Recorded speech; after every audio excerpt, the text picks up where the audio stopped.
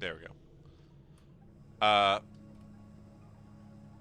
And the structure of telling the same story over 3 times was supposed to mimic, actually, or some critics theorize it's supposed to mimic the structure of a video game, where, like, what I'm doing right here. I'll try it at first and I'll fail, and I'll learn a little bit from that. So now that I know what to expect, I'll do a little better next time. And I'll go a little bit further and I'll fail, and then I'll know how to overcome that obstacle, and I'll go a little bit further and fail, and repeat and so forth. But each time I get a little bit further. And it really is a unique kind of, I guess, narrative phenomenon, a narrative structure that that you can experience it in media other than just video games, of course. But I think it's uniquely highlighted in video games that you do experience this story not one time through like you would with a movie. It's not, if you're watching a movie, you're going to get to the end of it as long as you don't press stop, I'm trying to not die here, because I do have pretty low health.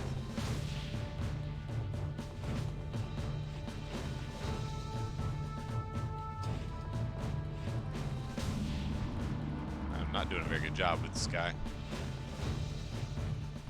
Alright, we got him. Whew. My health bar is super low. Really need to find a checkpoint or a healing spot, preferably both.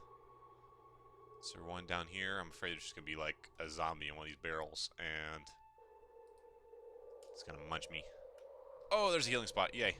Woo! But yeah, I've seen some books that play with that. House of Leaves definitely plays with all kinds of literary traditions, from what I understand. I haven't actually read it myself yet. But there are books and films all that will kind of repeat a bit of a story to show you a different perspective about it.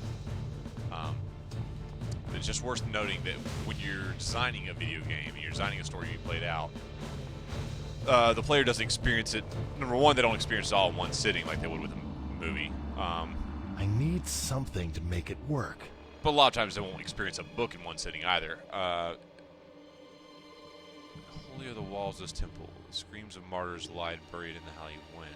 This pillar temple guardian, with his power and might, will crush anyone who dares disturb the silence of this place. Well, that sounds ominous.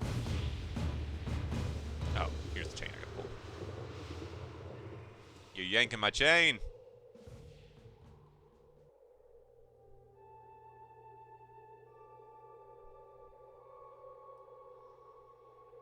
Really hope there's a save point in there, because I feel like I'm coming up on a boss fight.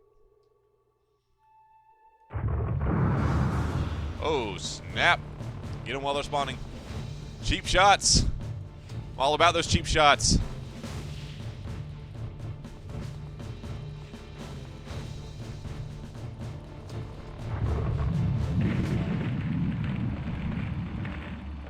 That is so weird without these sound effects. How have I not fixed this yet? Okay. I think we won. It's more demon points.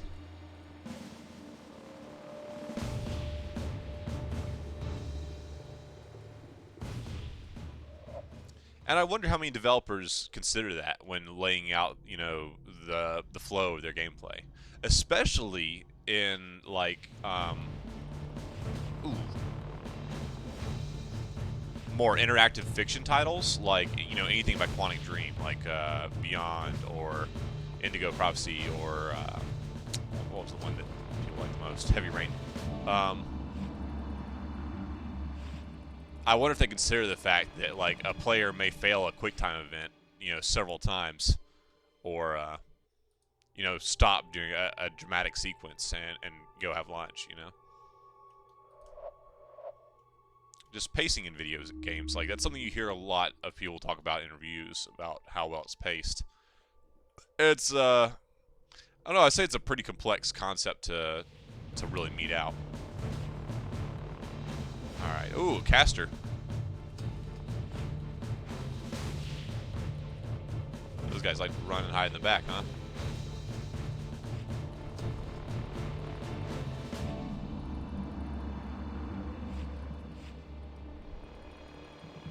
Oh, man. I didn't even realize I gotten so low on health. And as far as I know, I've really only got 2 options for combat, and that's just block and attack. I do have my pistol, which I'm not really using as much. I gotta figure out how to actually switch to that.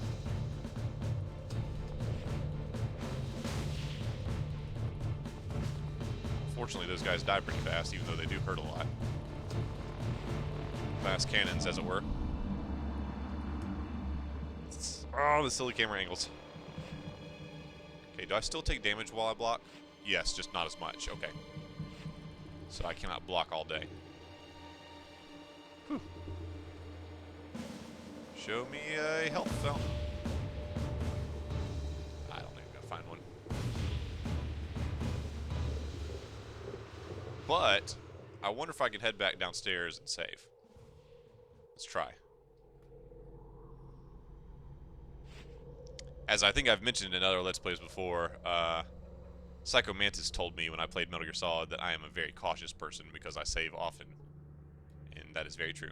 Nope, it looks like once the checkpoint is made, that's it. That's very interesting, so I can't, huh. Okay.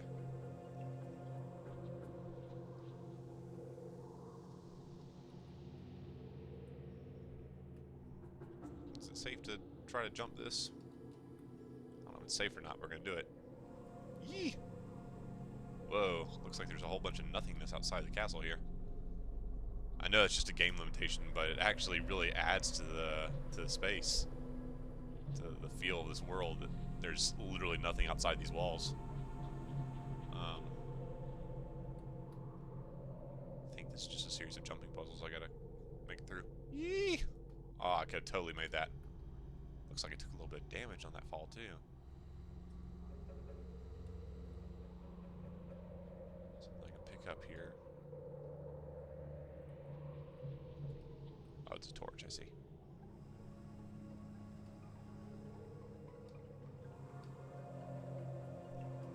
That's something I think that modern games have come to rely on less, and I feel like, for me personally, it really helped. Well, a lot of people feel this way too. That, you know, hardware limitations really work to the benefit of a lot of games. You know, not being able to render out these massive... Oh, no!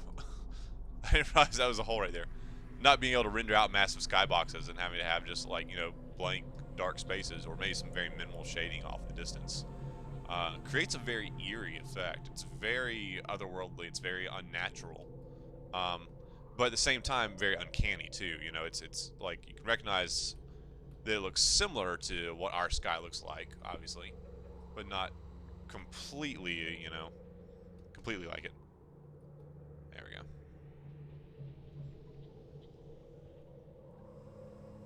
Okay, if I drop down, am I going to lose health? No, I'm fine. Huh. Another skull.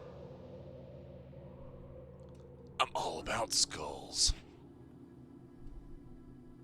Oh, crap! Woo! That was close, wasn't it? Alright. I see a save point in there. I'm going to go ahead and hop on down. And, nab that. Hopefully, if I die, I'll restart, with full health. I don't imagine that they would make you start with a sliver of health when you can't reset your checkpoints. Alright, so how am I going to make this happen, I wonder?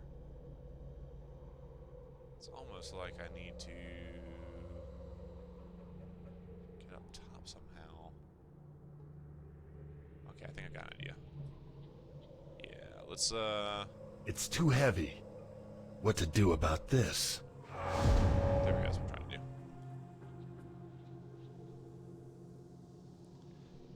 Not really sure how I feel about the demon's design. It's I don't know, it's definitely demonic. It's got the horns, it's got the spikes. But, I wouldn't say it's especially imaginative or unique. It's almost like somebody was what like, to do about this? designing, like, you know, trying to create the demon, and they had to go down this whole checklist. It's like, okay, he's got to have horns, he's got to have red, muscular skin, and he's got to have spikes coming out of him. Check, check, check, you know? I just don't see a lot of you know, this same kind of character or uniqueness that you would see in any different, like, Spawn or something, you know? Just my personal opinion, of course.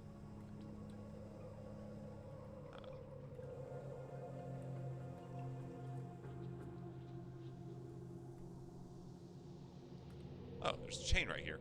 I didn't notice that. I guess I should look at the environment a little bit more. Oh, look at that. I thought I'd do some crazy thing where I had to jump on top of stuff and bounce on raptors. And nope. The only purpose of having that